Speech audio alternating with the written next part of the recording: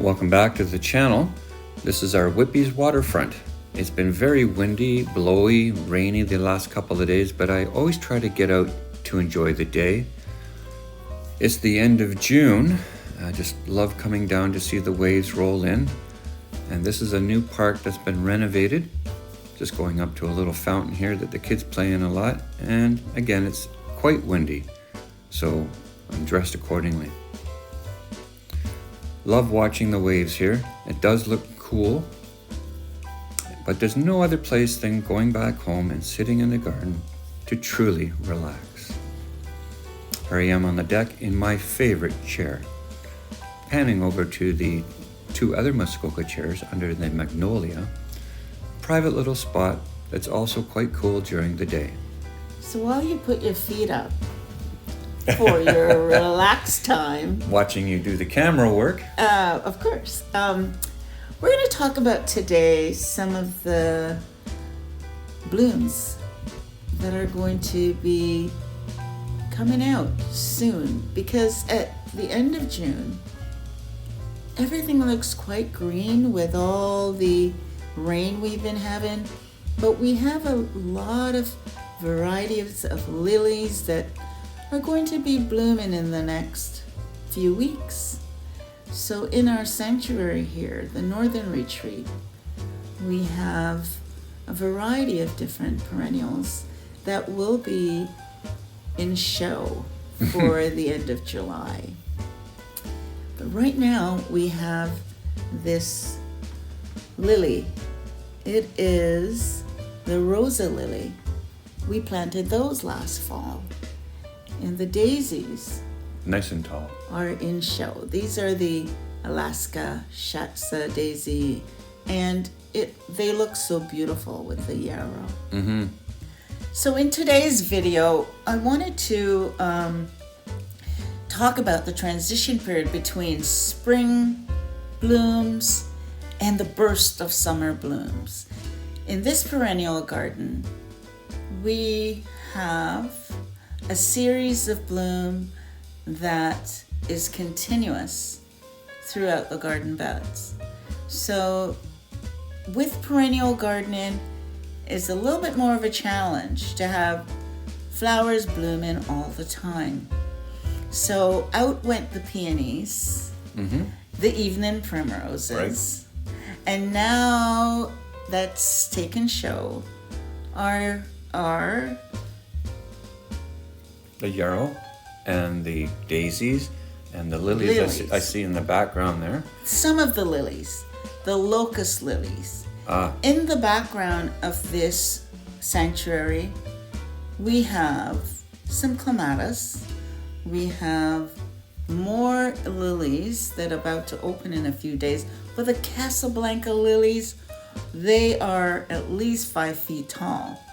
But in general, in this garden bed, it looks very green, doesn't it?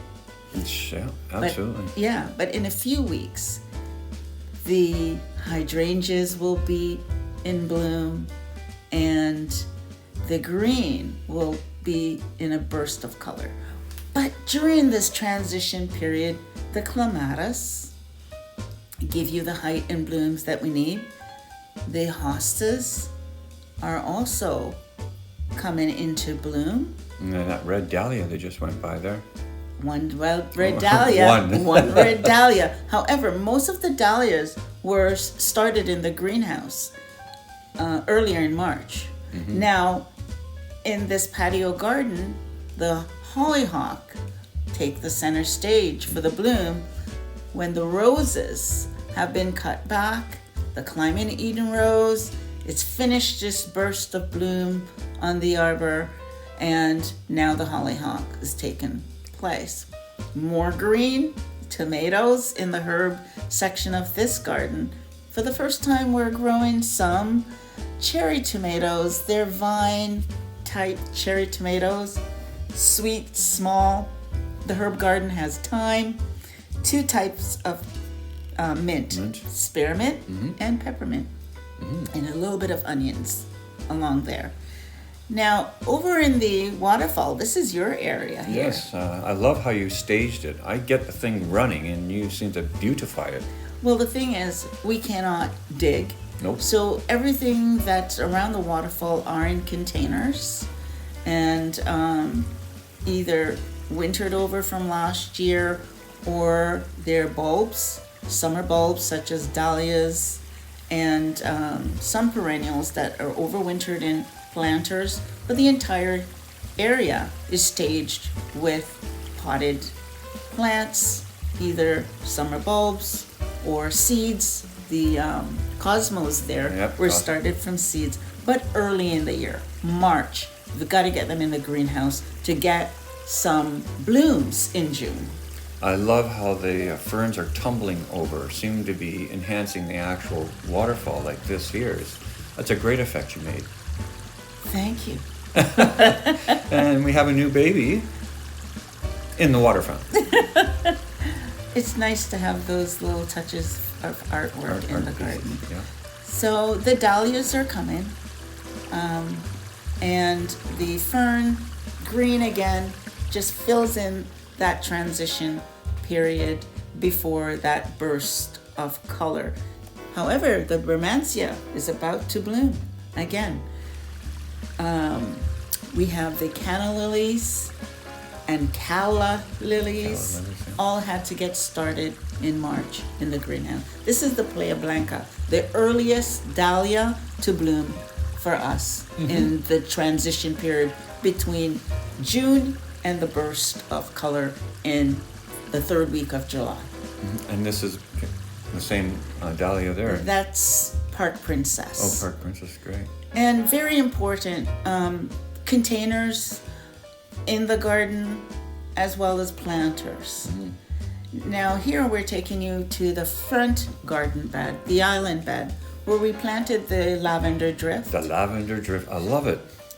I love the fact that lavenders fall in that transition period between the end of June to the beginning of July.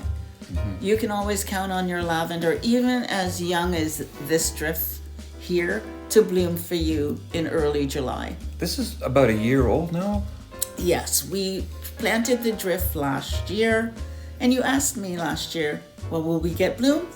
Here's your answer. Right, We yeah. have blooms. And being a perennial, they just get bigger and bigger as the years go by. It's going to get better from here. So we've had some challenges in this garden bed this spring. You bet. We started with the little rabbit that ate all my poppies. So my poppies that was my transition plant was eaten down to the stub, Gone. gone. And you took that baby rabbit down to the lake for Down to the me. lake, yeah. Cute little guy, but he did a lot of damage. So in this bed, we have 3 different varieties of daisies. We have the snow-capped daisies, we have Alaska Shatsa daisies, and we have Crazy Daisy. That's a silly name. And here's my famous bird and bug house that we posted earlier on the channel. Happy Canada Day. And we're coming into the front garden bed here at the north side of the house. Newly planted hostas. And there's some alliums at the bottom of the picture there. So this garden border is located in the courtyard. And we've been working on this area this spring. The first thing that we did, we removed 2 spires of cedars Right. to get the light in that garden bed that was so needed for blooms.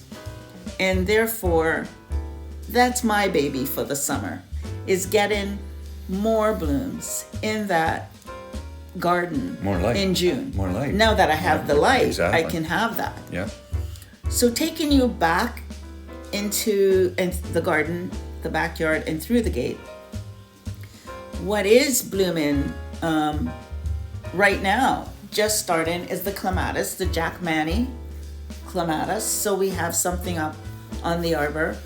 And the grapes, And the grapes. they're not blooming. They're but- exploding. But they're exploding in fruit. Yep. So that's wonderful. That's been really exciting to see. In the right corner, we have a lace cap hydrangea Hydrangea. and Rose of Sharon. And the rhododendron did very well this year. perennial garden is a work of art. It takes a little bit of planning. And I love the art that you do, dear. And with that, we'd like to say thank you for watching, and we'll see you in the next video.